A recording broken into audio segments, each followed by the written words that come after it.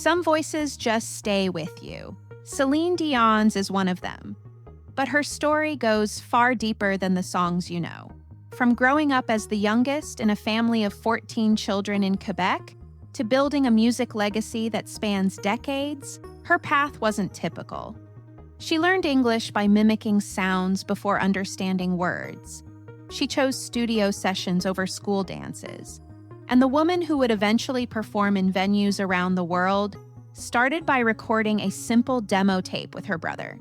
This is about the choices that built a career, the family that believed before anyone else did, and why her influence reaches far beyond any single performance. If stories like this resonate with you, the real journeys behind the music you love, consider subscribing and hitting the notification bell.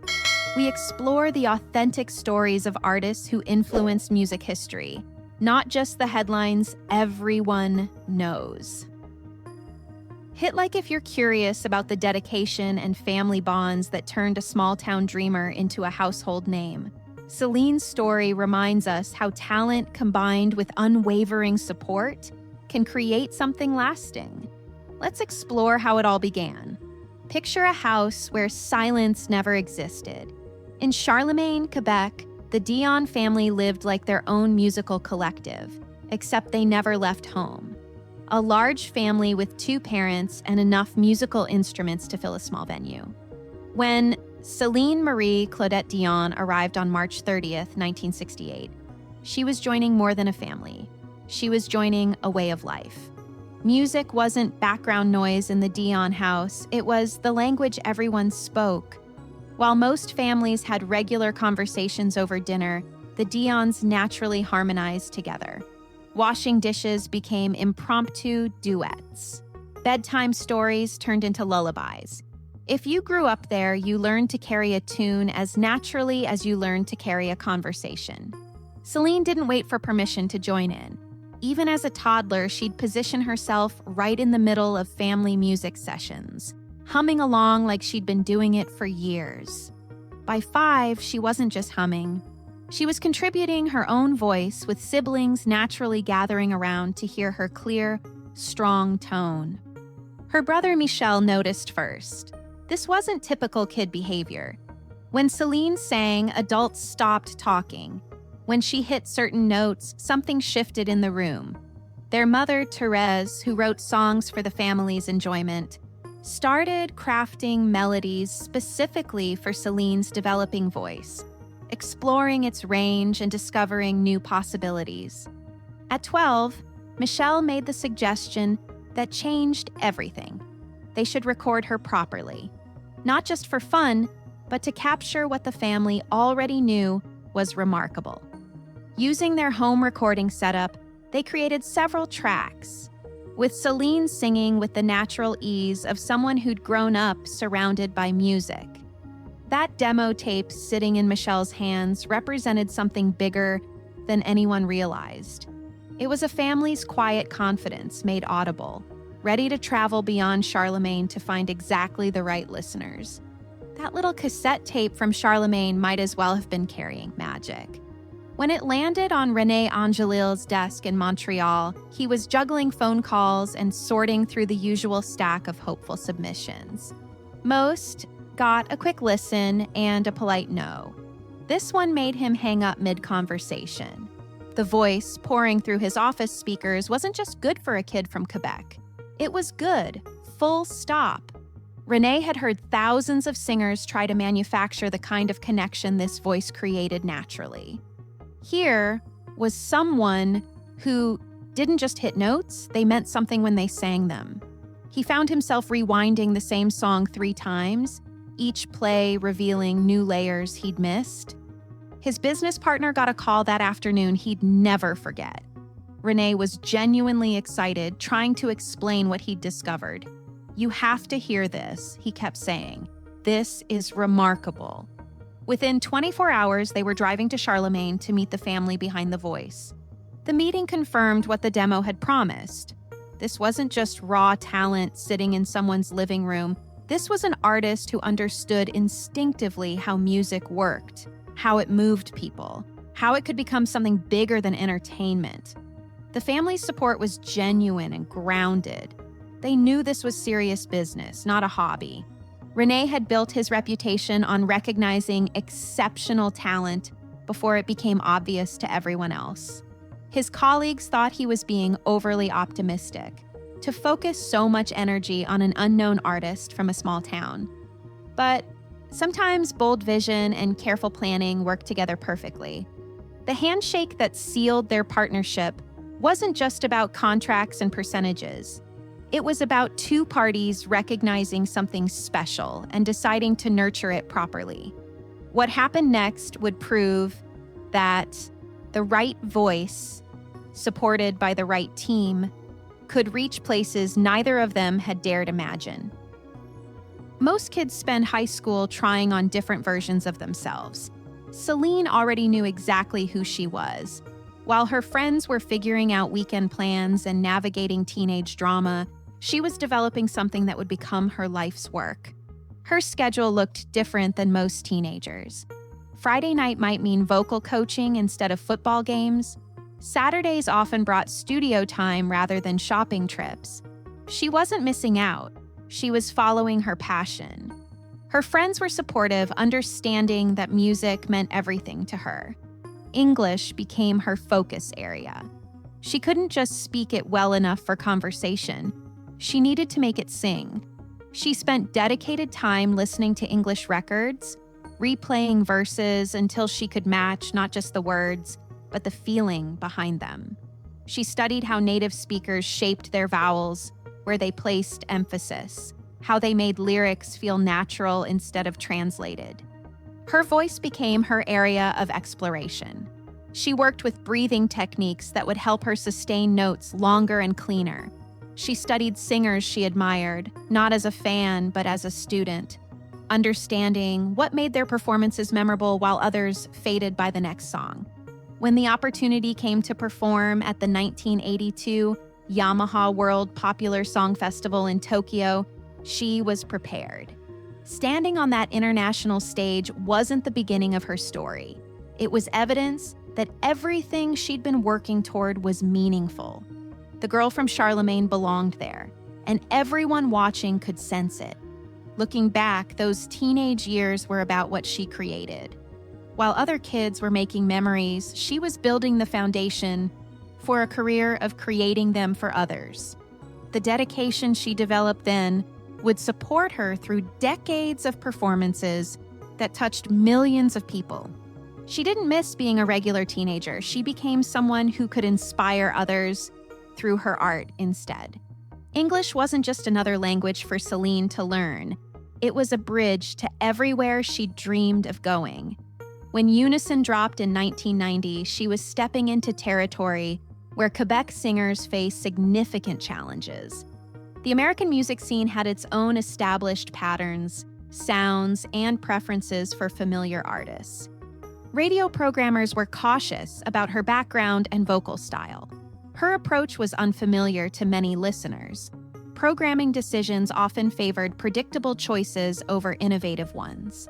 But Where Does My Heart Beat Now had other plans. The song climbed to number 4 on the US charts, not because Céline had changed who she was, but because she'd figured out how to share what made her special with new audiences.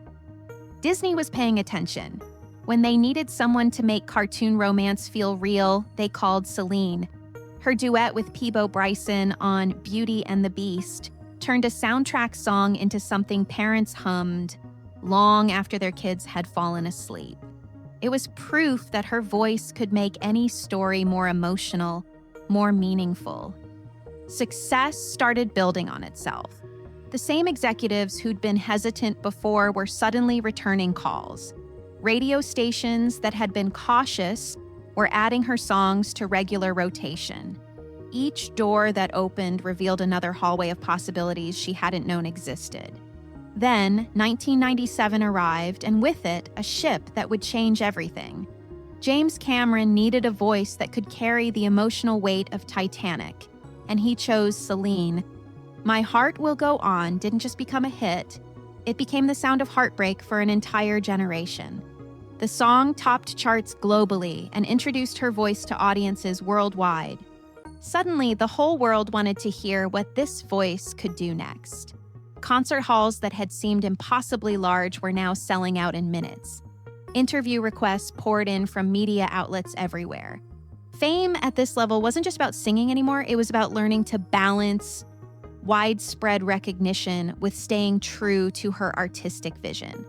The girl from Charlemagne had become a voice the world recognized instantly, and now she could use that platform to share her music with audiences she'd only dreamed of reaching. Some women dream of meaningful careers and loving families. Céline was determined to figure out how to build both. When Renee Charles arrived in 2001, she discovered that loving someone that much changes everything about what success actually means. Tour life with a baby wasn't something you could learn from a handbook. Buses needed baby-proofing.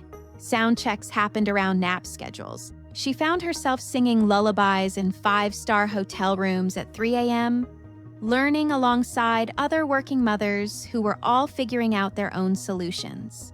The adjustment was real, but so was her commitment to making it work. What surprised her most was how motherhood enhanced her artistry. The patience she developed during those long newborn nights translated into steadier focus during difficult recordings. The multitasking skills that come with caring for a baby made her more efficient during rehearsals.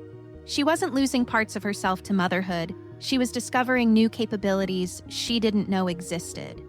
By the time the twins, Nelson and Eddie, came along in 2010, she had learned to read her own life like sheet music. Some tours worked well with family schedules, others required different planning. Some recording sessions could happen during school hours, others needed different timing. She focused on choosing what worked best for her family in each situation. Her boys grew up backstage, treating concert halls like interesting places to explore and sound equipment like fascinating gadgets. They learned that when mom was performing, she was sharing her gift with audiences. But when she came home, her attention was focused on them. Bedtime stories were treasured moments. Homework help was quality time together.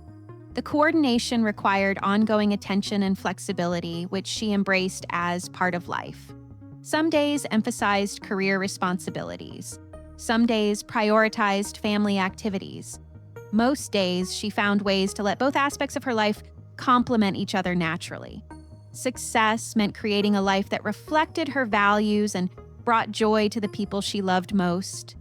Vegas had always been where careers went to rest, until Céline decided to make it where hers came alive. When she signed with Caesar's Palace in the early 2000s, industry insiders whispered about early retirement and artistic retreat. They had no idea what was coming. Night after night, she transformed that theater into something between a concert hall and a cathedral. Over 700 shows, each one different, each one proof that residencies could be art instead of routine.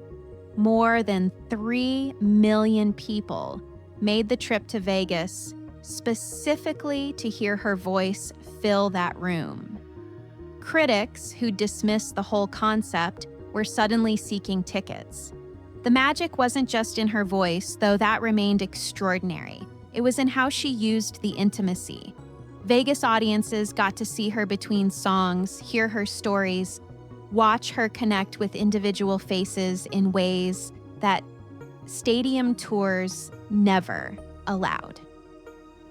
She turned every performance into a conversation between friends, if one of those friends happened to have the most recognized voice on the planet. Success at this level opened doors she hadn't known existed. Fashion designers wanted collaborations. Fragrance companies offered partnerships that let her explore creativity beyond music. Real estate investments gave her the security to take artistic risks. She wasn't just building a career anymore. She was creating a foundation that could support whatever creative direction called to her next. World leaders started including her name on lists for major cultural events. Olympic ceremonies, state dinners, moments when countries wanted to showcase their finest artists. The girl from Charlemagne was now someone presidents invited when they needed to create memorable cultural moments. What surprised her most was how sustainable it all felt. Other artists experienced rapid success followed by quick fades, brilliant peaks, then gradual transitions. Céline had learned to let success build steadily. Each achievement creating a foundation for whatever came next. Her voice had deepened without losing its clarity. Her stage presence had grown more confident without becoming artificial.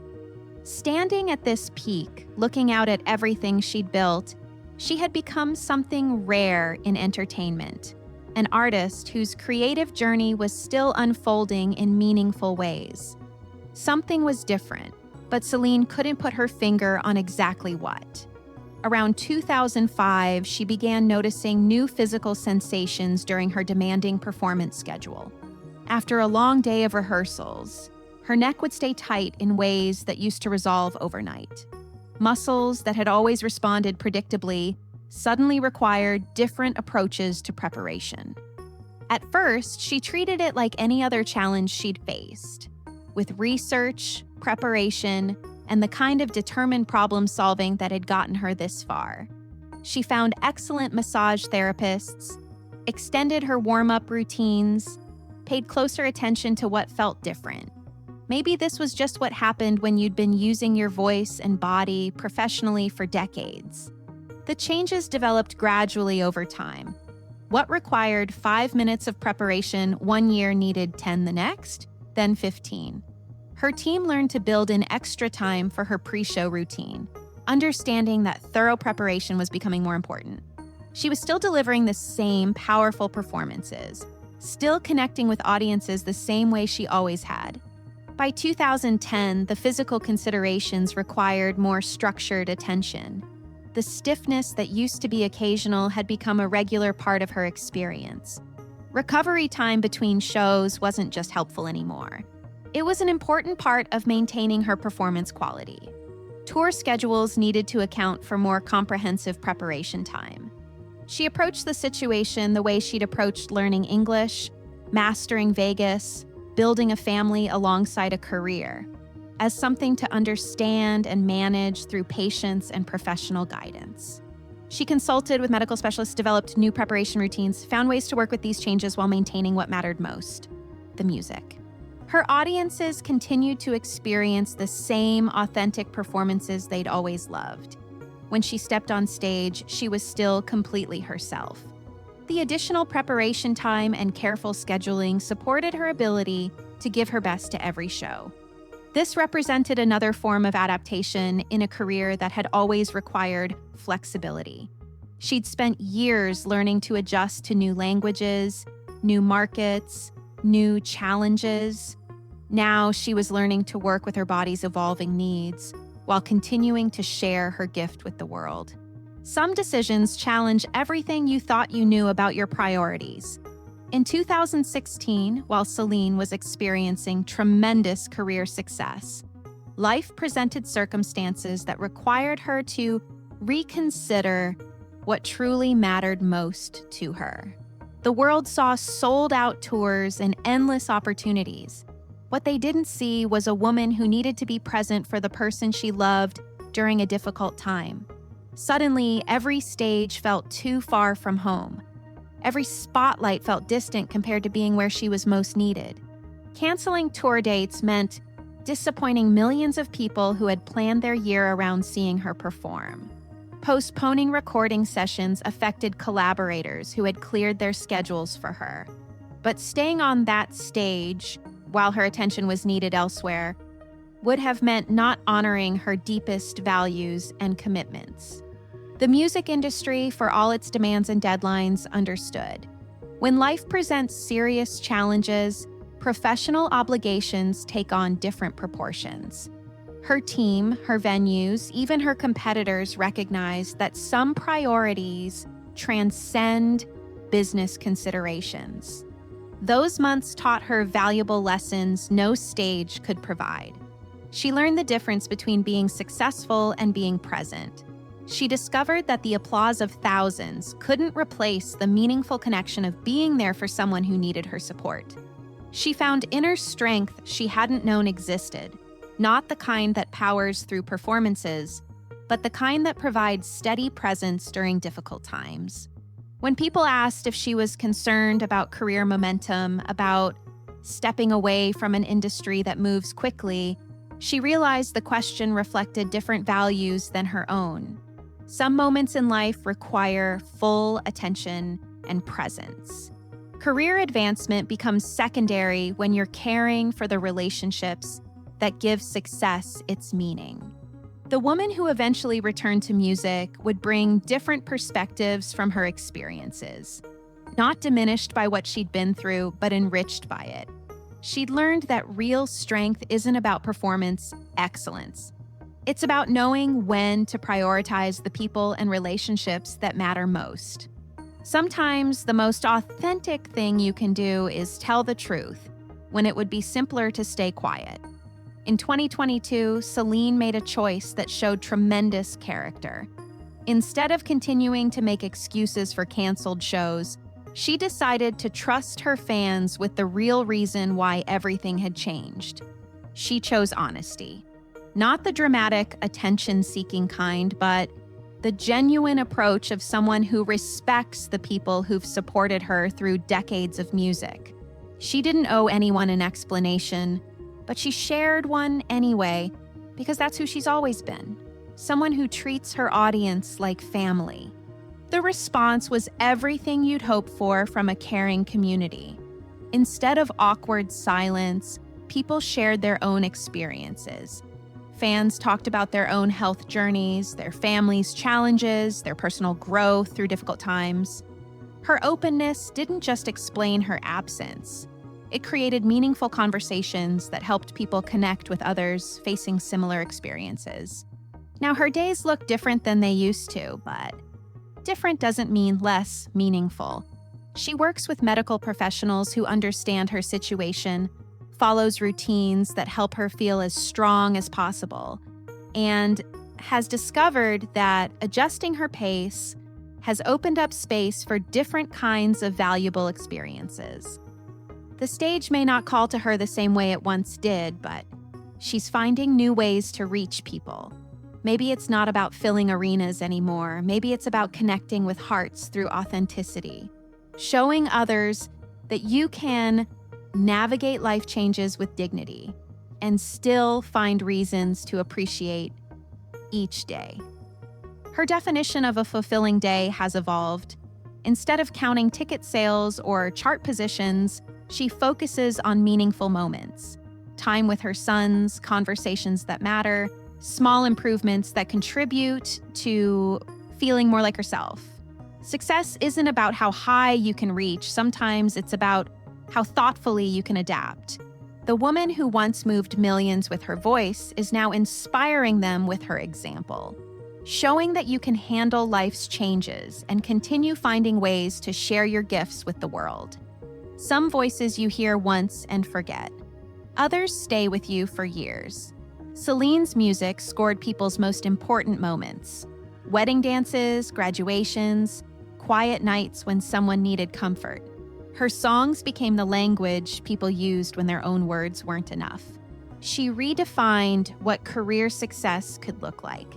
Many artists experienced rapid early success, followed by gradual transitions, or compromised authenticity for trends. She proved you could stay true to yourself while achieving global recognition. Honor your roots while embracing new cultures. Be technically excellent and emotionally genuine simultaneously. The Vegas residency critics predicted would end her career became the blueprint every major artist now follows. Her business ventures showed musicians they could build diverse careers while maintaining artistic integrity. Her story's true power lies in her honesty about life's difficulties. When health challenges arrived, she didn't hide behind PR statements. When family needed her, she prioritized them without hesitation. She adapted to changing circumstances with the same grace she brought to every performance. Her influence is practical. Every artist choosing authenticity over manufactured image, every performer appropriately prioritizing family, every person facing change with resilience benefits from her example. The girl from Charlemagne gave the world proof that you can pursue meaningful goals while staying grounded, achieve significant success while maintaining values, and find fulfillment through contributing positively rather than chasing fame. The girl who slept in a drawer became the voice that carried millions through their hardest and happiest moments. Celine's story isn't really about fame or fortune. It's about what happens when you never stop being yourself, even when the whole world is watching. She's shown us that you can honor your roots while exploring new territories, that you can be technically brilliant and emotionally vulnerable at the same time, that sometimes the most courageous thing you can do is step away from everything you've built to take care of what matters most. Now, as she navigates health challenges with the same grace she once brought to sold-out stages, she's still teaching us something important. Life doesn't always go according to plan, and that's not a failure. It's just life. The strength isn't in avoiding difficulties, it's in how you keep finding ways to share your gifts with the world. Her voice may not fill arenas the way it used to, but her example speaks just as loudly.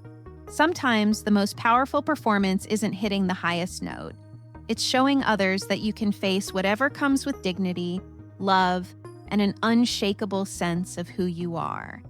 If Celine's music has been part of your story, maybe My Heart Will Go On played at your wedding, or The Power of Love got you through a breakup, or you just remember hearing that voice and knowing something special was happening, share it below.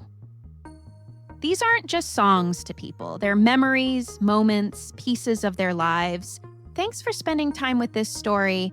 In a world that often rewards flash over substance, Céline Dion reminds us that the real magic happens when talent meets heart, when success doesn't change who you are, and when you use your abilities to create meaningful connections with others.